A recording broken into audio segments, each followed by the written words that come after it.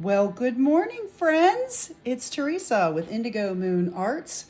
And as promised, I said I would do a video or 10 or 15, however many it takes, to show you how to do a bottle from beginning to end. So I've got my rock and roll music on in the background. Cheers. I've got my coffee, my go-go juice, and we are starting from the beginning. So a lot of you have already done this or tried this or know what you're doing, but I'm covering the basics. So I wanted to start with two very clean bottles. These are crown bottles, and they're two different style crown bottles. I honestly don't know which one's which, but you can see they're slightly different.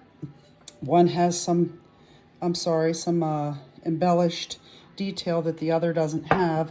Their shapes are slightly different too. This looks to be the same size, but you can see one is has a little bit more bulge to the side.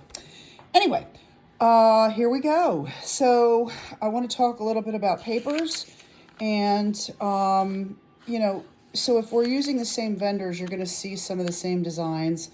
There's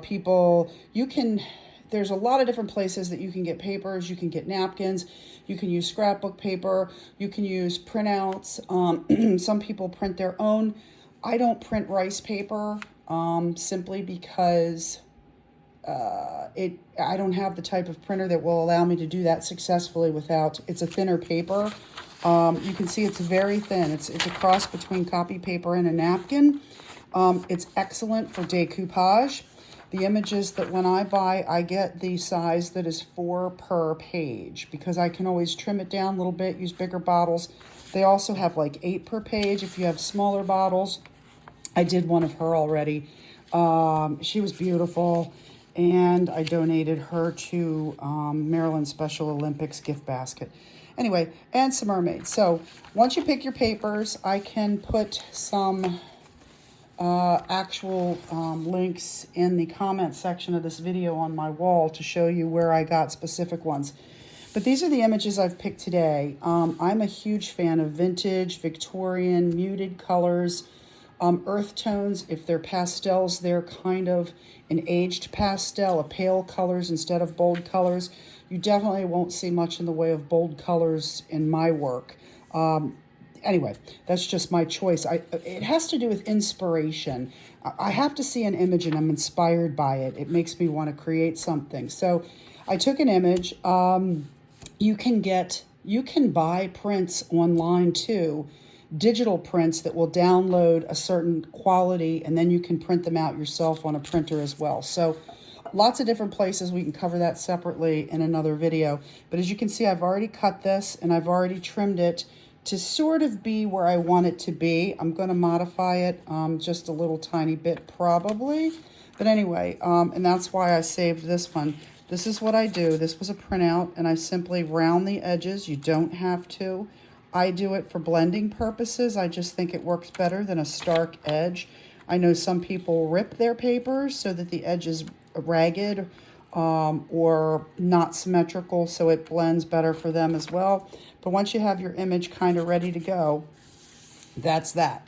So next, all I do on a clean bottle, I usually work on multiple bottles at one time too. Sorry for moving this forward. But you can see I've cleaned my space. I cleaned my hands. It was looking pretty messy. I'm not always messy. It's creation mode. I use Mod Podge for the adherence. And what I do is when your bottles are nice and clean, I leave my lids on. I actually create my bottle so that the lid doesn't come off. And the reason that I do that is I think these are beautiful bottles. They're not purposeful bottles. They're art, they're decoration. And so I don't want somebody handling it, and it'll have ribbon, it'll have embellishments. So if the top doesn't come off, then there's no purpose for somebody handling it any other means than it was designed to be, which is a piece of art. So the first thing I'm going to do is obviously I'm going to Mod Podge the bottles, and let's get started with that. This is where we begin to get messy. So I use my favorite. Let's move our images so we don't get those full of unnecessary mess. All right, so the Mod Podge, you can do this any way you want. You can dump it out, you can dump it in a cap. You can do, sometimes, like, depending on how full it is, I just dip it in there. But for now, for the sake of doing this, I'm going to put it in my cap because I know I'm going to use it all since I have 2 bottles. You can also dump a little on the top to get you started so that you have, I am going to do 1 bottle at a time rather than try to do them both at the same time just to remain focused.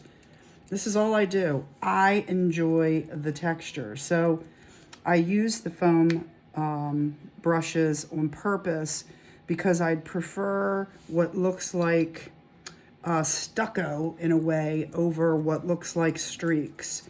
And I'm actually going to experiment with texture probably next in a video. And what I mean by that is you can add things. You can add sand, a certain art sand, not like playground sand.